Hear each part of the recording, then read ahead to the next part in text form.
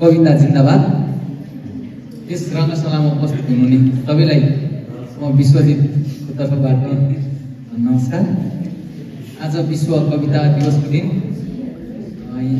यहाँ सबैलाई हार्दिक बधाई एवं शुभकामना। मन मस्तिष्कमा कविताहरूको बिरुवा टुसा उम्रिरहन्। भाषा चाहे जो नै होस्, कविता चाहिँ उम्रिस। र प्रितम दाले मलाई हिजोदेखि कविता प्रेमिल कविता नै सुनाउनुपर्छ भन्नुहुँदै थियो। अनि होइन दे आज म अर्कै कविता सुनाउँछु भनेको मन दुखाउला जस्तो गर्नुभयो क्या।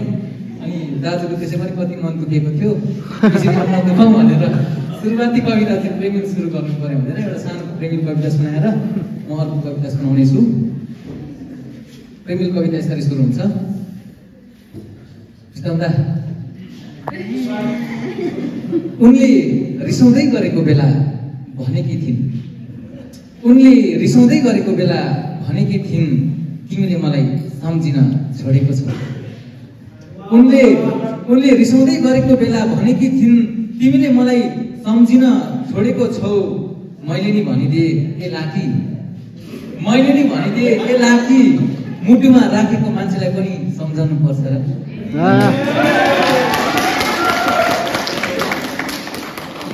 र आज सुनाउन ल्याएको कविता जसलाई मैले अलिकति तयार पारेको थिएँ। मेरो कविताको शीर्षक छ रित्तो गाउँ। यो सन्दर्भ चाहिँ कस्तो भन्दाखेरि आजभोलि हाम्रो गाउँ चाहिँ गाउँ जस्तो छैन, कि सहर बसेको छ त्यहाँ त कि गाउँ मर्दै मर्दै गएको छ भन्ने चाहिँ मलाई लागिरहन्छ। र रित्तो गाउँ, गाउँको सिरिज एउटा रित्तो गाउँ भन्ने कवितालाई सुनाउनेछु, स्वीकार्नु होला। रित्तो गाउँ। सहर गाउँ पस्दा सहर भएर पस्छ, सहर गाउँ पस्दा सहर भएर पस्छ, तर गाउँ सहर पस्दा गाउँ भएर पस्दैन। गाउँले झोलामा रित्तो बनाएर बोक्छ गाउँ, गाउँले झोलामा रित्तो बनाएर बोक्छ गाउँ, र सहर पसेर टक्टक्याउँछ झोला।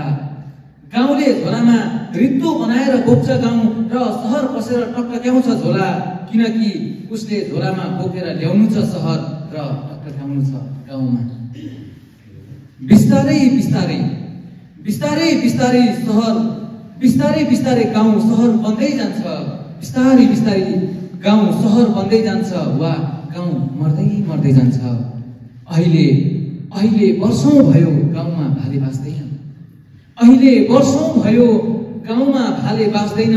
अहिले मरेको छ त्यो गाउँ र जन्मिएको छ एउटा कुरूप सहर। धन्यवाद।